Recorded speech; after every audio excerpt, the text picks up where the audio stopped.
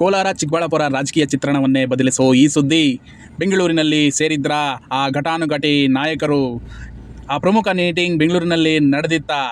ಆ ಮೀಟಿಂಗ್ನಿಂದ ಯಾರಿಗೆ ಲಾಭ, ಯಾರಿಗೆ ನಷ್ಟ, ಇದನ್ನೆಲ್ಲ ತಿಳಿಯೋಣ ಈ ವಿಡಿಯೋದಲ್ಲಿ. ಅದಕ್ಕೂ ಮುಂಚೆ ಫಾಲೋ ಮಾಡಿ, ಲೈಕ್ ಮಾಡಿ, ಸಬ್ಸ್ಕ್ರೈಬ್ ಮಾಡಿ. ಹೌದು ಸ್ನೇಹಿತರೆ, ಇಂಥದ್ದೊಂದು ಪ್ರಮುಖ ಮೀಟಿಂಗ್ ನಡೆದಿದೆ. ನಿಮಗೆ ಗೊತ್ತಿರೋ ಹಾಗೆ ಕೋಲಾರ ಚಿಕ್ಕಬಳ್ಳಾಪುರ ರಾಜಕಾರಣದಲ್ಲಿ ಏನೆಲ್ಲ ನಡೀತಿದೆ ಅಂತ, ಅದರಲ್ಲೂ ಬಣ ರಾಜಕೀಯ. ಕಳೆದ ವಿಧಾನಸಭೆ ಚುನಾವಣೆಯಲ್ಲಿ ಏನೆಲ್ಲ ನಡೆಯಿತು.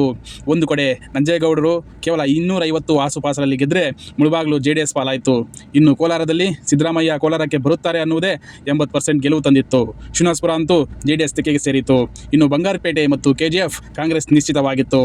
ಇನ್ನು ಶಿಲ್ಘಟ್ಟ ಚಿಂತಾಮಣಿಯದ್ದು ಅದೇ ಕತೆ. ಇವೆಲ್ಲವೂ NDA ಒಕ್ಕೂಟ ಇಲ್ಲದಿರುವಾಗ ಈಗ NDA ಒಕ್ಕೂಟ ಎದುರು ಸುಲಭ ಜಯ ಸಾಧಿಸಲು ಸಾಧ್ಯವೇ? ಈ ಕಾರಣಕ್ಕಾಗಿಯೇ ಒಂದಾಗ್ತಿದ್ದಾರಾ ಈ ಘಟಾನುಘಟಿಗಳು?